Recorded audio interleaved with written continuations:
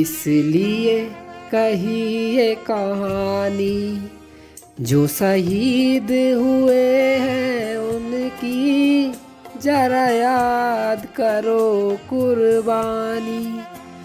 ऐ मेरे वतन के लोगों, जरा आँख में भर लो पानी, जो शहीद हुए हैं उनकी जरा याद करो कुर्बानी। ए जोश क्या गरज मुझे हूरो कसूर से, मेरा वतन मेरे लिए जन्नत से कम नहीं।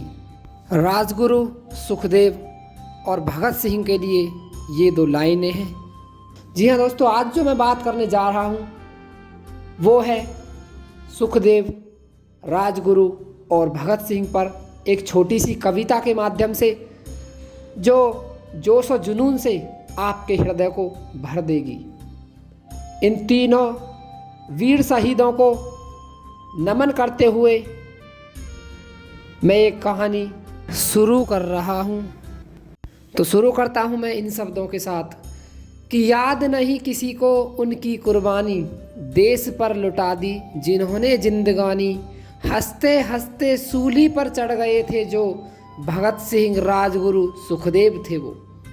गर न होते इन जैसे सच्चे सेनानी, गुलाम अंग्रेजों के आज भी होते हिंदुस्तानी। देख कर हिंदुस्तान का हाल, अंग्रेजों की हर चाल, छोटी उम्र में ही भगत सिंह का खून खौला था, तभी तो उसने घर बार परिवार सब छोड़ा था।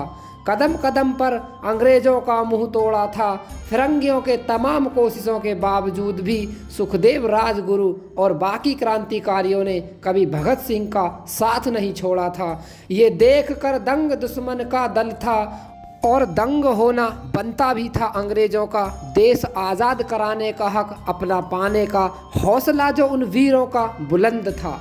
असेंबली में जब भगत सिंह ने किया था धमाका, गूंज से उसकी पड़ा था अंग्रेजी सरकार को तमाचा। न भगा था न डरा था, उसने आत्मसमर्पण करा था। सोई हुई जनता को जगाने का प्रयास उसने करा था। उसके एक धमाके ने न जाने कितनों में जोश भरा था। इंकलाब जिंदाबाद का नारा लगाकर उस दिन आज़ादी की ओर वो एक कदम और बढ़ा था। जेल में रहकर भी उसने अंग्रेजों का जीना हराम करा था। अपने हक के लिए वो वहाँ भी बेखौफ होकर खड़ा था। 116 दिन तक अपने साथियों के साथ अनशन उसने करा था। इस वजह से नाम उसका देश के हर बच्चे तक की जबान पर छड़ा था। भगत सिंह, राजगुरु, सुखदेव को बचाने के लिए देश का हर इंसान ढाल बनकर खड़ा था। देखकर जुनून लोगों का अंग्रेजी सरकार का हर बंदा अंदर तक डरा था। तभी तो अंग्रेजों ने भगत सिंह, राजगुरु, सुखदेव को एक दिन पहले ही फांसी देने का फैसला करा था। शायद ये कोई जानता कि गांधी और नेहरू ने क्या करा था। भगत सिंह, राजगुरु, सुखदेव की फांसी के फैसले में इन दोनों का भी योगदान बड़ा था।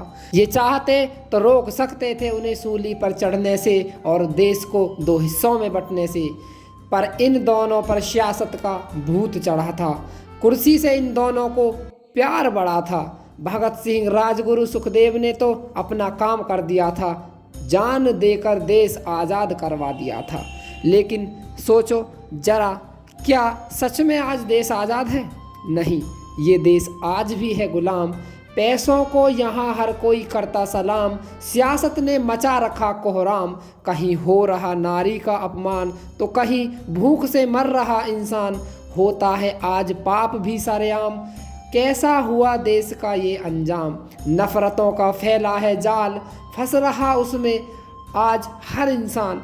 धीरे धीरे फिर एक बार बर्बाद हो रहा है हिंदुस्तान। भगत सिंह, देश को आज तुम्हारी ज़रूरत है।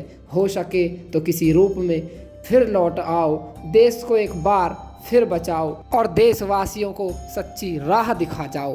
तो जय हिंद, वंदे मातरम। दोस्तों, ये कहानी थी भगत सिंह, सुखदेव और राजगुरु को लेकर, जिन्होंने न केवल अपने देश के लिए बल्कि हम सब की रक्षा के लिए और हमारी स्वतंत्रता के लिए हंसते हंसते फांसी के फंदे को चूम लिया था।